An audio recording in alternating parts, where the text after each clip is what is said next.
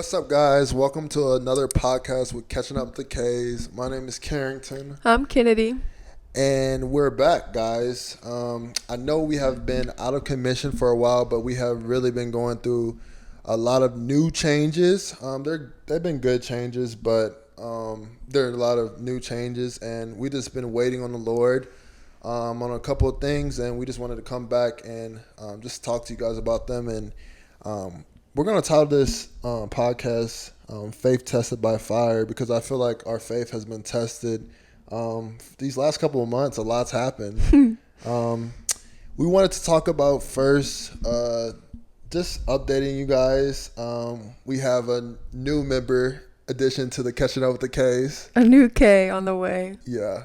My wife, she's pregnant. Yes, I will be almost 4 months here in like 2 weeks, I think. I lost track, but yes. We've been keeping a secret for a little bit, but the reason we were out of commission in the beginning, which it was not ideal for us either, because we were so excited to start this podcast, and then it was like the second that we started it, I found out I was pregnant like maybe a week later or two. And my first trimester was so bad, y'all. Not bad in the sense of like God obviously still kept me through it, and his grace sustained me, and I saw a different side of just his strength. When we are weak, he truly is strong. But I was down bad. I was throwing up like 6-7 times a day. I couldn't even keep a meal down. So the last thing that I wanted to do, it's not even that I didn't want to do it. The last thing I could do was get myself together. I couldn't even get out of bed. This is so gross, but I literally couldn't even brush my teeth or wash my face some days. Like, it was so bad, and I didn't know that. I had no energy to do anything. Showers were so hard. Like, every time I stood up, I literally wanted to throw up. I remember one time I asked him to bring me applesauce in the shower because I was literally about to throw up just standing up. So that is why we were out of commission for a very long time. And then once we decided to announce it to like Instagram and stuff, we were like, okay, let's make our way back to the podcast now so we can tell them all the details and everything that we learned throughout even just the first 3 months, and then everything with his job and his career, that we'll get into those things too. But yeah, y'all, we got a little baby girl on the way here in September, so that will be exciting, just to keep you guys updated along the way and teaching or telling you guys what God is teaching us in this season of our lives. Yeah, it's really been interesting because like it's our very first child, so we both experienced things that like we've never experienced before. I know when the first couple of weeks when she was pregnant, God was just teaching me so many things about like being patient. Because she was sick most of the time, so obviously when she was sick, I had to do a little bit more around the house and just help her out, because a lot of things she literally had to throw up every time before she went to class in the morning, and sometimes I have had to even pick her up from class. No, you took me. I couldn't even drive to class for like at least 3 weeks in a row. I went to class. I have 8 a.m., so he would have to take me at like 7 in the morning. And then they get over at like 11 and have him come pick me up. But most days I couldn't even make it past lecture, and I'd have him come pick me up like literally an hour later. There's some days where I had an exam and I literally just went in, did the exam, and told him to stay out there and wait, because I literally was holding him throwing up the entire time. So, but God really kept me, y'all. Like, his grace was just so evident in that season, because alongside being so sick, like I said, couldn't even brush my teeth some days, let alone study for hours. Like, these exams require that. These exams require a lot of studying, and I could not do that. Looking at a computer screen, looking at my phone, looking at anything made me sick. So my studying, I did what I could, and God literally kept me. I did not do anything less than a B those entire 3 months, which was very surprising and very good because of the lack of studying that I did do. But it just goes to show God's grace really is sufficient. Yeah, no, it was good. He really taught me so much during that season of just like being patient. And fellas, like, it is so important when you guys get a wife and you guys are having a kid. It's so important to pray over your baby, pray over how God is continuing to keep your wife in perfect health, because it really does change your perspective on just how a woman's body is changing during pregnancy. That's what I realized. Like, it really changed my perspective on like a woman's body. She's not only dealing with her body changing, but she still has to keep up the mind of Christ throughout this whole entire process. And I really saw my wife be able to stand firm and stand in truth the whole entire time while still being tested physically with her body. Yeah, not even like the physical attributes of your body changing. Like, obviously I'm physically seeing my body change, and those come with their own feelings in of themselves. But like the actual things that are changing in my body, like the hormones, everything that's happening is causing its own set of emotions to arise too. So it's like those two things I'm fighting. Then we still got the enemy to fight. And it's like, y'all, when I tell you, it is so important to like pray about who you marry, who the father of your kid is, and everything. Because there was many nights where I just laid and he just read to me, because I couldn't even sit up enough to read or to take notes or to do any of these things. Or nights that we would just put on worship music or a podcast and just listen to it. Or he would just talk to me, and it wouldn't even have to be like, oh, this scripture says. He would just edify me with his encouragement and with his support, and even just helping around the house. Like, for me, before I got pregnant, like, having a messy space always bothered me. Like, I always kept my space clean. I always make sure I do the dishes, the laundry, everything. Like, that just keeps my mind at peace sometimes. Like, sometimes when my space is all cluttered, then like my mind gets cluttered, and I don't like that. So like him being able to still maintain that space and just keep up with all those things was super, super helpful too during that time. Yeah. What would you say the biggest thing that you learned? I'm running out of breath. Just through this 4 months with like balancing, like we just got married like a couple months ago. Now you're pregnant. What would you say the biggest thing you've learned through this, like really this year of a lot happening? There's been so much. I feel like with every season, it was something new that I learned. Like with marriage, it was something new, and now with being pregnant, it's something new. But so in like 2 months, 3 months, we'll be going on a year of being married. And so just getting married quickly and at a young age too, and getting pregnant at a young age, I don't know. I really just, the main thing that God has taught me, and what's crazy is before getting pregnant, I really thought that I had let this go, and I really thought that I had surrendered this to God. But the main thing that I realized that God was showing me and teaching me that I was still struggling with was control. And I didn't realize how much I was still holding on to control until I got pregnant, when everything was out of my control. Those first 3 months, no one talks about how you have to wait until, what was our first appointment? 12?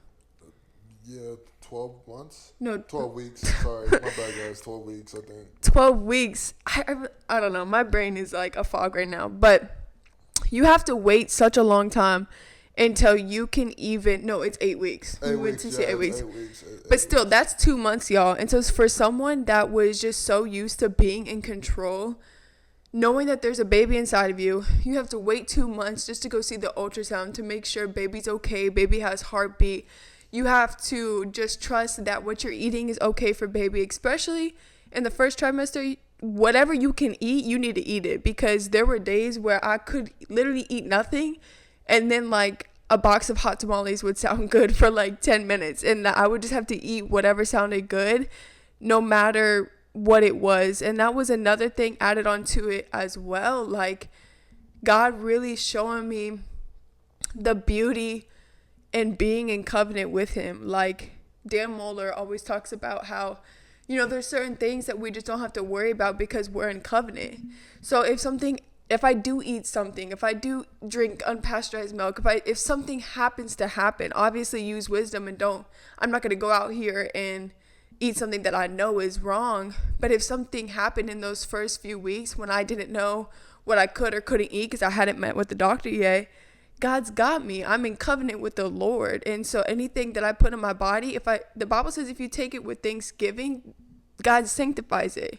He sanctifies everything that goes into your body. And so those were really the two things that he showed me, just how much I still had control, because it was like the scariest thing. And I feel like my mind was flooded with like, oh my gosh, what if I don't do this? What if I don't eat enough of this? What if I exercise the wrong way? What if I do this? And so many of what if I, that God was like, who even opened your womb for that baby to get in you? Who even is forming that baby right now? And so alongside control, I would say trust too. I feel like the Lord has shown me a lot of areas that I didn't fully trust him. Yeah.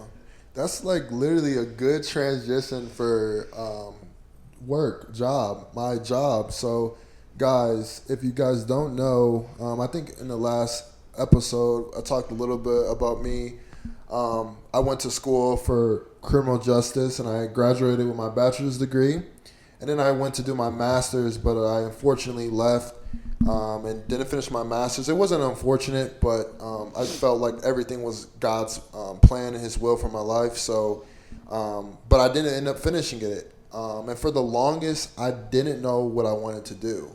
And literally when I met my wife, I was still trying to find what was my purpose and what did God want me to do with as far as a practical career. Mm-hmm. So when we got to Houston, guys, I did not have a job. I haven't had a job since I got here. And neither have I. I've been in school, and y'all, when I tell you we've been living off the savings that we have had before for the past year, that's all we've had.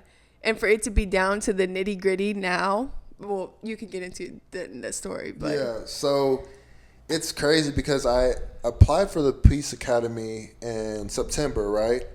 After kind of brainstorming like what are my options and what I felt like God was leading us to go. And literally, guys, I did not want to go to the Police Academy. I just felt like I was unequipped to do that type of work. But what's interesting is when I was doing my major, I was really liking the classes. Like I liked studying criminal behavior. Like I like watching juveniles. Like I liked all the classes, and I was interested, and I did really well. So it's just kind of interesting how I wouldn't want to go into the field, but I liked, what criminal background and criminal justice had to offer. Yeah. But the process has literally taken forever. It's been since September, and I'm still on the fifth. What's it called? Phase. Yeah, the fifth phase. I'm still in the fifth phase, and it's really taught me kind of what she was saying. It's really taught me like that God's in control of everything. Like I feel like at each phase, God has reassured me that like I got this, Carrington. Like just wait on me, and we've even applied for other jobs too. Like I've applied for FedEx, electrician apprentice, just to see what God might have for me. You never know which route he wants you to take. So I've always been open to, I just want to ultimately be a provider and work for my wife and my baby on the way, and just see what the Lord wants me to have. But once I really started pursuing the Lord, I just was like, what do I want to do? What does he want me to do? And I promise, guys, I don't want anything else but what the Lord wants. So that's kind of been something we've been dealing with too. Like we've been waiting on a career for me, just to see what the Lord wants me to do with it. But yeah, and that's something that the Lord was showing me too throughout this process of just waiting to hear back from his job or just from any job that he was trying to apply to, because like I said, we have had no income for almost a year now. Like and we haven't struggled. The Lord has provided every single one of our needs. We have not gone without.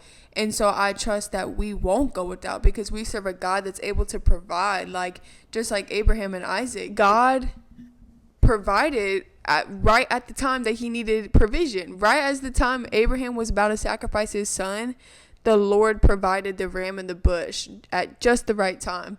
And that's something that the Lord really has been showing me when he was saying like to wait on the Lord.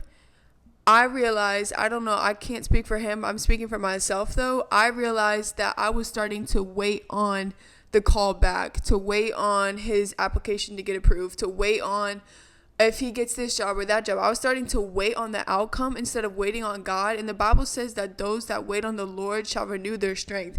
And so when you're waiting on all these things but God, no wonder you start to get weary. No wonder you start to get discouraged or you start to get doubtful about God coming through because you're not waiting on the Lord. You're saying you're waiting on the Lord, but your wait is in, I need this answer in order to have faith that everything's going to be okay, you know? Yeah. I mean, that's the thing, too. It's not like we weren't doing anything. Like, every time they asked me to do something, I literally got it in so fast. Like, I was super respondent to just getting in everything I needed because it is a lot of information. And I understand it's a career, so they have to make sure you're a good candidate for the academy because being a police officer is challenging, especially in today's world. There's a lot of things that just go on the street. So I understand the process, and by no means I agree with how long it takes to be a police officer. So for anybody who says it's easy to be a police officer, it is not easy to be a police officer. But I really think the most important thing with it that it has been testing is my faith. It's really like refined my faith in a way to like now I literally have to wait on the Lord for everything. Like I have to trust him that whatever he has for me as far as a career or as far as what he wants me to do, I have to wait for him. And I think the biggest thing with people in this generation is finances. Like everybody's like, what am I going to do? What career? They want to know 15 years in advance, like where they're going to be at. And I think that at some point, everybody is going to deal with something financially that they have to be able to fully surrender to in order for them to fully get what God wants for them, if that makes sense. Yeah, so that made me think about, so I'm reading in Exodus right now, and something that the Lord was teaching me in Exodus this morning and just reminded me through multiple occasions. Like if y'all haven't read Exodus, I recommend go reading it. If you haven't read it in a while, I recommend going back and reading it because there's so many like good nuggets in there, especially for what we're going through right now. But the main thing that he was showing me is faith and logic cannot coexist. Anytime you move in logic, you will move outside of God every single time because God doesn't move in logic. And so we have to walk by faith and not by sight. Anytime we start walking by sight and logic and what makes sense to us, we step outside of God. And so he was just really showing me too, there was many times where the Israelites were trying to move in logic, and if they would have just stood steadfast in faith, they would have seen the promise come to pass way sooner. And I'm not saying that that's always the case for God, but a lot of the times we put more on ourselves because logic says, okay, you need to take all this into your control right now and you need to figure out what to do because you have bills due next week. But faith says, just like we've been saying, wait on the Lord and he shall renew your strength. Faith says, God is my provider. Faith says that God will never leave me nor forsake me. Faith says that he will not leave us as orphans. Like we have to speak the word. We have to remember what God said because you can't walk by faith if you don't know what God said, if you don't know his word, if you don't have anything to walk by. If you don't have faith, if you don't have the word, then you're going to walk by sight. There's no standard of truth that's going to be lifted up in you when these hard situations come, you know? Yeah. I think that's good because like faith is like in all areas, even with giving or offering to church. Like we still have been faithfully giving an offering to church, and it's been times like, man, like we could use this, right? Like we could use this, but it's like if you had the money, you would still be giving it. And it's like the verse when it talks about in Matthew, it says, if God can feed the birds of the sky, then how much more can he do for us? Like, if we really believe in our God, right? If our God is really a provider, right? Then why do we lack faith in situations where the circumstance or the environment might seem harder than other situations? You know, why do we let the circumstance dictate what the truth is? If God says that he is a provider, if God says that he will take care of us more than even the birds, then why do we lose faith? Like, sometimes God puts us in circumstances where he can show us that, okay, it's really like a spiritual location check. Trials will literally show you where your spiritual location is, how you react to them. Like, God uses that to refine you, though. And I feel like that's so perfect for children, that their father uses certain situations so that their faith can be refined, and that so that when they come out of that fire, they know that truth stands regardless of what circumstance you're in. Yeah, that's good. And not even sometimes for yourself. Something that I realized with the Israelites too, God was hardening Pharaoh's heart, right? To multiply the signs and wonders for his sake, to show himself to the Egyptians, to show him that I am the Lord that's going to bring the Israelites out. But in doing that, in showing the Israelites that he was Lord, it put a bigger burden on the Israelites. It put more work on the Israelites. And so the Israelites were like, what the heck? Like, I thought you said God was going to lead us out, and now we're being burdened even more. And so sometimes God trusts you. Like, what if God trusts you with the trial? And so sometimes we have to change our perspective. Next time you seem to be at a disadvantage, like when logic says you're at a disadvantage, try praising the Lord and thanking him, because you never know who your sphere of influence is. You could be connected to somebody that God is trying to prove himself to, that God is trying to show himself to, that God is trying to show his signs and his wonders to, and he's going to use your life to do it. He's going to use how you respond in that situation to show them. He's going to use what you do through the fire to show them, like, oh, we went through the same situation and that was your response, and God moved for you like this, and you got saved from this. Yeah, they're going to see God's glory in that. And so sometimes I think when we see our circumstance change, we automatically think like, oh, I did something, or I missed something, or God's not with me anymore. But what if it's literally just for him to show himself, not even show himself, show his glory to the people that you're connected to. Like, there could be an unbeliever that you're connected to, whether they follow you on Instagram, whether they're your friend, whether it's a family member, whoever it is. And God's like, okay, I'm going to use Kennedy's life because I know that she will stand in the midst of this fire. She will remain steadfast, and her faith will show them my glory. And I'll be able to do what I need to do through her vessel. Because at the end of the day, we're just vessels. Yeah. I think that's good, because you know that verse that talks about tribulations are for your glory. So it's interesting because, like, God gets the glory out of these tribulations, plus we join the fellowship of Jesus Christ, and now we're in that same glory because we have joined his fellowship. So tribulations are for our glory. I forget what verse that is, but that's literally such a good point.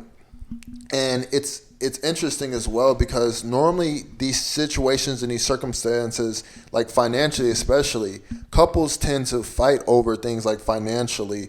And people are like, if people see our circumstance and they're like, man, you guys aren't fighting about like the bills or who's doing what, like, it really shows Christ. It shows his servant heart, and shows that we're focused on heavenly things and we're not focused on the circumstance. So in the end, he gets all the glory. I wanted to read a verse for you guys. It's Deuteronomy 8:16 through 18. And it's talking about the Israelites, and he's talking about how he fed them and he gave them water. And it's talking about their faith, and it's talking about what it produced. So I just wanted to read that. He says, he fed you manna in the wilderness, a substance, and this is the Amplified version, by the way, which your fathers did not know, so that he might humble you by dependence on him, and that he might test you to do good things for you at the end. Otherwise, you might say in your heart, my power and the strength of my hand made me this wealth. But you shall remember with profound respect the Lord your God, for it is he who is giving you power to make wealth, that he may confirm his covenant which he swore solemnly promised to your fathers, as it is this day. And you shall come about if you ever forget the Lord your God and follow other gods and serve them and worship them. I testify against you today that you will most certainly perish. So I really think this verse is good, because imagine if we went through trials, right? And we thought that we did something, and we thought that it was out of our power. Then we would have been like, we attain this wealth on our own. Like, trials and tribulations, when you're fully dependent on the Lord, you'll never forget what he did during those trials. So when other trials come up, it's going to be literally nothing for you to be like, I relied on God for this hardest trial, when I had no job, when we had a baby on the way, when everything circumstantially made no sense. Made no sense. I relied on the Lord, and it really produces the consistency of Christ that is needed for every single other trial. Yeah, that's really good.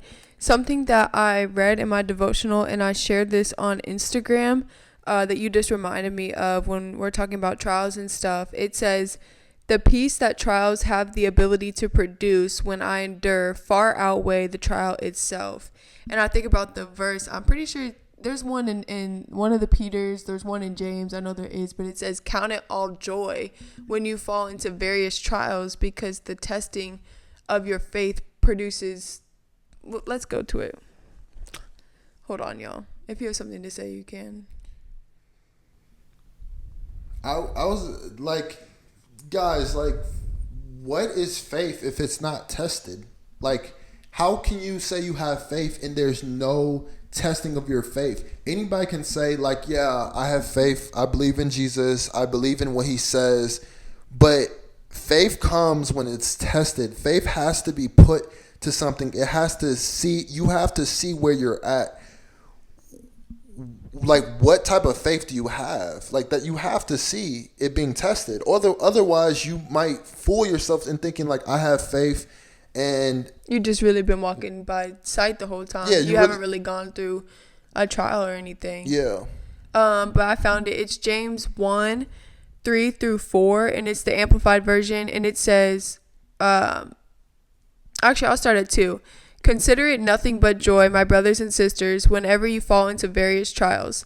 Be assured that the testing of your faith through experience, so you have to experience it. It's by experience that your faith is tested, produces endurance, leading to spiritual maturity and inner peace. So it leads to something. Your faith in these trials, they produce something. What do they produce? They produce spiritual maturity and peace. And then it says, and let endurance have its perfect result, and do a thorough work, so that you may be perfect and complete, developed in your faith, lacking in nothing. So we have to change our perspective on what these trials are, and what these what these trials are, because they produce in you a perfect work, that you may be complete and lacking nothing. Like, they're for our benefit. Like, the enemy wants to come in and sow seeds of, like, God's doing this because he's mad at you, or you did this wrong, or you're reaping what you did 5 years ago. First of all, God, when you get saved again, he don't go based off the past. He does everything for your benefit. There's a verse in Hebrews that talks about he disciplines those who he loves. He chastises those who he loves. And if you don't get disciplined, then you're a bastard. You're an illegitimate son. You're not his son. Yeah. And so we have to remember that God's a good God, no matter what. No matter what the trial is, no matter what we're going through, we cannot question the character of God when we go through these things, because it says that God is the same today, yesterday, and forevermore. So if you're praising God because you got the promotion and he is so good, he is still so good when you lose the promotion, when you lose the thing, like whatever it is, like he don't change. Like your perception of him changes because you have the wrong perspective of what trials and testing your faith mean. But he's never changed. Yeah. And I think that's so good because it's so important for us to have the right perspective on these trials. I know for me, through this whole entire process of not having a job to having a baby at the right time, like I say the right time because that's when God wanted us to have the baby, but I've been asking God every single day, Lord, what is your sentiment? How do you want me to feel about what I'm going through right now? How do you want my perspective to be while I'm going through this right now? Like, where do you want me to be? And God has just been telling me, like, I want you to read more. I want you to spend time with me more. I want you to be in my presence more. I want you to love like I love. I want you to still do ministry exactly the same. I don't want anybody to tell that you're sad or you're weary and well doing. I want you to be the exact same Carrington, the same Carrington that I made before you were even born. Before you even knew anything. Like that's what he's been telling me. And I noticed that when I just stay consistently in Christ's mindset, everything just works out regardless of the circumstance because my joy and my peace is found in Christ and nothing can come against that mind because love covers a multitude of everything. It really does. His mindset covers everything. His mindset allows you to endure during the trials. His mindset allows you to stand firm in the truth because in reality, the battle and the war is already won. All we have to do is stand. My pastor said this really good line. She said that what is 70 years to eternity in heaven or hell? Meaning like we only live this life for maybe 100 years, maybe. That's if your days are prolonged. Like that's not a long time at all. And people are on this earth living for the world for a short amount of time, not knowing that there's eternity in one place or the other. So I think that perspective has really been able to keep me focused on, okay, I'm in this world, but I'm not of this world. I'm living for heaven. I'm living to refine myself to be ready for the kingdom and what God has before us. Yeah, that's really good. I really only have like one more thing to say, but it reminded me of like the weight, how you were saying like God was telling you, okay, read more. I want you to pray more. I want you to do these things. He was telling me the same thing too, because I think oftentimes we always see the weight at like the weight or the delay in our plan or what's happening as such a bad thing, but it really is such a beautiful thing. God knows what's ahead of you. Like for example, for me, in less than 7 months, I will have a newborn. I will be up all the time with this newborn. I will be taking care of her. Like there will be, obviously I'm going to make time for God, but it's going to look so different than this season. And so he's allowing me this time with no job. I'm finishing school next month. No school. And having my husband here, no job right now too. So like this time where we're able to really hunker down and create such a solid foundation before we bring in just a new season is such a blessing. Like not everyone gets that time to prepare, like to prepare spiritually, to prepare that foundation for the new season. And so like I've really just changed my perspective on the weight of all of this, and it's been so beautiful because the intimacy that we create now, not just with God but with each other too, is going to carry us in this next season. When you start going to work, when I'm up at night with the baby, you come home, then you want to be with the baby and I'm trying to get some rest. So it's like our time together is going to look so different. And so having this time right now is so beautiful, and it really is a gift. Man, that's such a good point because we have really been able to spend every single day with each other. And guys, when I tell you this is my best friend, like I love spending time with my wife. I don't know how people can say like, oh, I get tired, I need my own alone time. All I need to do is work out and read and pray. But other than that, I love being around my wife. She is the best person to be around.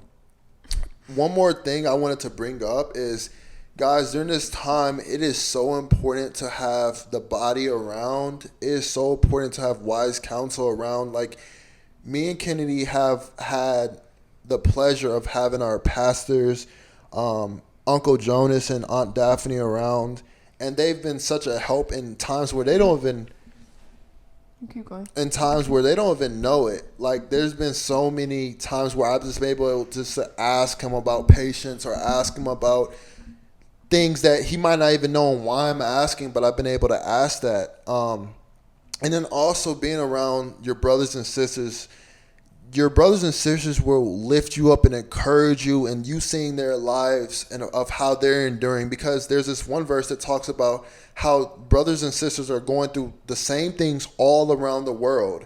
So we're not going through these things alone. Like, they might be going through different things, but we all have a similarity of somebody might be going through not having a job. Somebody might be going through a breakup. Somebody might be going through struggling with something, right? And I think that it's so good to be around the body, because they really, really help in these times where you're going through trials. Just to lean on them and just pick wisdom. It says the body edifies itself. So that's good. another thing that has helped us, being around people who love God, and who are pursuing righteousness with all their might. Yeah, that's really good. Okay, y'all, sorry, our camera died, so we had to charge it for a second. But that is the end of our podcast. We hope that you guys got something from it. We were excited to just come on here and share all of our new life updates and trials that we've gone through, just in hopes to encourage some people going through changes or going through trials, just to keep going, to keep enduring, to keep remaining steadfast in God, because He has never failed you, and He's not going to start failing you now. So, any last words that you want to say? No. We're going to start being more consistent, and giving you guys some videos. We have a lot of ideas. We just now getting back into it. So we're going to start posting more, and just posting what God places on our hearts, and hopefully we can help some of you guys out with those who are getting into relationships, those who are about to get married, just life, really. So yeah. So we will see you guys. I don't want to say next week. I don't know when the next episode is, but we will see you guys next episode. Bye. See ya.